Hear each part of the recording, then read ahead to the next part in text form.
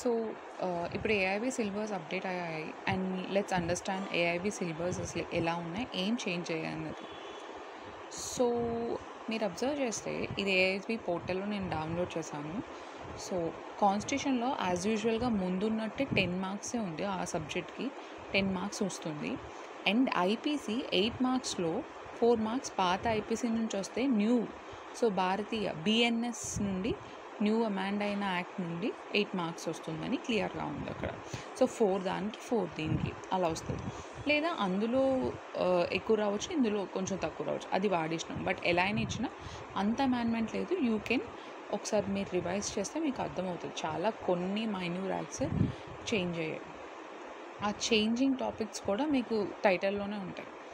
And CrPC చూస్తే 10 marks వస్తుంది అన్నమాట. అండ్ కొత్తగా ఏమైనా బిఎన్ఎస్ఎస్లో కూడా 10 మార్క్స్ అంటే హాఫ్ ఆఫ్ ది రేషియో అయినా, లేదంటే ఒక సబ్జెక్ట్ లైక్ సిఆర్పిసిలో ఎక్కువ ఇవ్వచ్చు, లేదా బిఎన్ఎస్ఎస్లో ఎక్కువ ఇవ్వచ్చు, అలా కూడా ఇవ్వచ్చు. అమెండ్మెంట్స్ కూడా తక్కువే ఉన్నాయి మీరు అబ్జర్వ్ చేస్తే. అది కూడా ఫస్ట్ ఇనీషియల్ టైటిల్ పేజ్లోనే మీకు అమెండ్మెంట్ అయినవన్నీ క్లియర్గా ఉంటాయి. సిపిసి మాత్రం సేమ్ యాజ్ యూజువల్గా ఉంది, ఏమీ అవాండ్ అవ్వలేదు. అది 10 మార్క్స్ వస్తుంది. సో ప్రీవియస్ క్వశ్చన్ పేపర్స్ కూడా మీరు చదవచ్చు. ఇండియన్ ఎవిడెన్స్ యాక్ట్ కొంచెం ఇది ఎక్కువ రివైజ్ చేయండి. బిఎస్ఏ కూడా 8 మార్క్స్ ఉంటుందన్నమాట.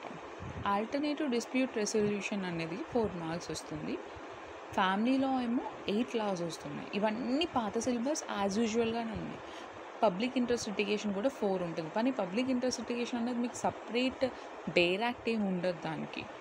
సో మీరు నార్మల్గా చదవాల్సిందే. అడ్మినిస్ట్రేటివ్ లా కూడా ఉండదు, 3 మార్క్స్. సో ఇవి మైన్యూట్ సబ్జెక్ట్స్ మీరు కాన్సన్ట్రేట్ చేయాల్సింది. అండ్ మీరు ఈ పబ్లిక్ ఇంట్రెస్ట్ లిటిగేషన్ అడ్మినిస్ట్రేషన్ లా కాకుండా వేరే దానికి ఆల్టర్నేట్ వెళ్ళడానికి కూడా ప్రిఫర్ చేయవచ్చు. ఇవి ఓన్లీ ప్రీవియస్ క్వశ్చన్ పేపర్స్లో ఉన్న క్వశ్చన్స్ని మీరు రివైజ్ చేయండి. It's more than enough. Professional ethics and cases of professional misconduct under bar council of Indian rules. So ఇది బేసికల్గా అడ్వకేట్స్ లా మాట. ప్రొఫెషనల్ ఎథిక్స్ అని కొన్ని ఉంటుంది, అందులో నుంచి 4 మార్క్స్ వస్తుంది. You can go with this bare act ఉన్నది ఉంటుంది దీనికి. కంపెనీలో చాలా హ్యూజ్ బేర్ యాక్ట్, కానీ దాంట్లో 2 మార్కులు అనేవి దానికి మీరు అంతా ప్రిపేర్ అవ్వాల్సిన అవసరం లేదు. ప్రీవియస్ బిట్స్ని ఒకసారి రివైజ్ చేయండి. తిప్పి ఒకసారి మీరు అది ఎందుకు వచ్చింది ఇలా సమ్మరీస్ కొన్ని ఫైండ్ అవుట్ చేయగలిగితే, ఆ బిట్ యొక్క వివరణ అర్థం చేసుకోగలిగితే సమ్మర్ని చాలా మోర్ దెన్ ఎనఫ్. ఎన్వైర్న్మెంట్లో కూడా మీరు ఓవర్గా కాన్సన్ట్రేట్ చేయొద్దు. జస్ట్ ప్రీవియస్ బిట్స్ నుంచి 2 మార్క్స్ కాబట్టి అర్థం చేసుకోండి. షార్ట్ థియరీ అంత అవసరం లేదు. So and law of torts including motor vehicle act and consumer protection law. Consumer protection law దొరకవచ్చు, మోటార్ వెహికల్ యాక్ట్ దొరుకుతుంది, కానీ లా ఆఫ్ థాట్స్ మళ్ళీ మీకు బేర్ యాక్ట్ ఉండదు. సో ఇక్కడ కూడా మీరు ప్రీవియస్ పేపర్స్ని రివైజ్ చేసి అక్కడ సమ్మరీస్ని అర్థం చేసుకోండి. ఆ బిట్ని ఎలా అడిగారు, ఏ మెయిన్ ఏరియా జోన్స్ అన్నది.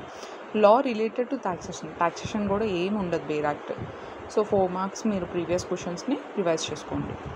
Law of contract, specific relief, property, negotiation instruments, ఇవన్నీ 8 మార్క్స్. ఈ టాపిక్ మాత్రం చాలా ఇంపార్టెంట్. ల్యాండ్ ఎక్విజిషన్ కాదు, ఐపీఆర్ కూడా కాదు. Thank you. And I hope మీకు నేను చెప్పింది క్లియర్గా అర్థమైనట్టుంది. ఇదే సేమ్ మీరు ప్యాటర్న్ ప్రిపేర్ అవ్వాలి సిలబస్కి.